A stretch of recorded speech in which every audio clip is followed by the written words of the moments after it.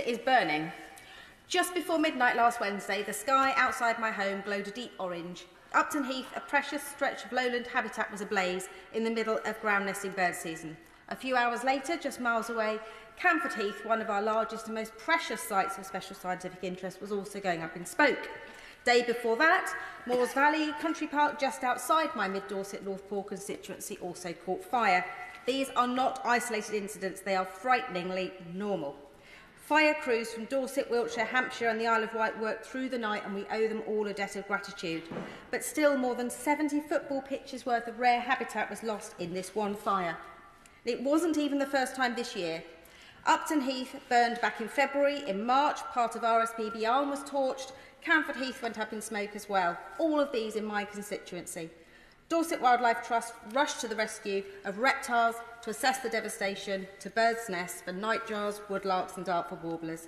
And even when the nests and their eggs survived, the insect food source is gone. The nature organisations established it will take at least 5 years for Upton Heath to recover from this one incident. Dorset is one of the few areas in the country where nature is actually making a comeback, which is partly thanks to the Dorset Heaths partnership. But how long can we keep winning this battle if the fires keep coming?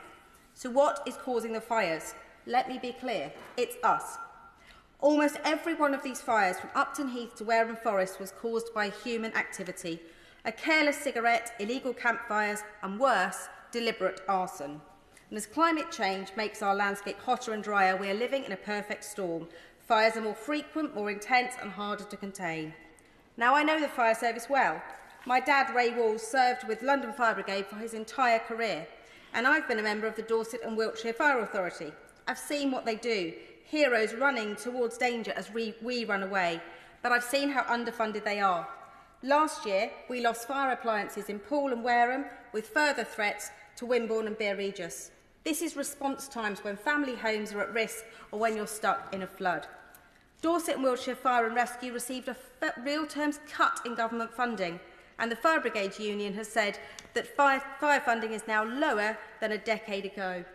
A Bandy household pays just £1.76 per week for their fire service in Dorset through their council tax, but local services have no flexibility to raise more if they want to.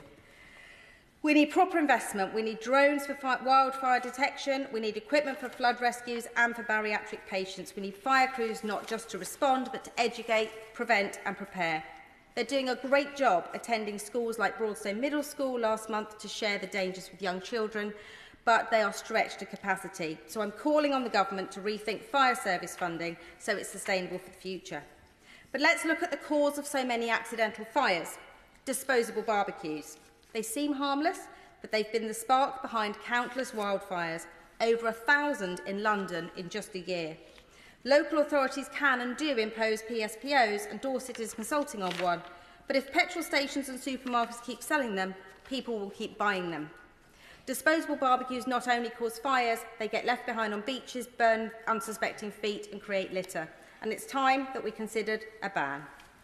As we head into the Easter recess, I want to encourage people to enjoy Dorset. It's a jewel of the UK, filled with chocolate box towns, stunning beaches and plenty of Easter egg hunts at Farmer Palmer's and Kingston Lacey. But please, leave your barbecue at home.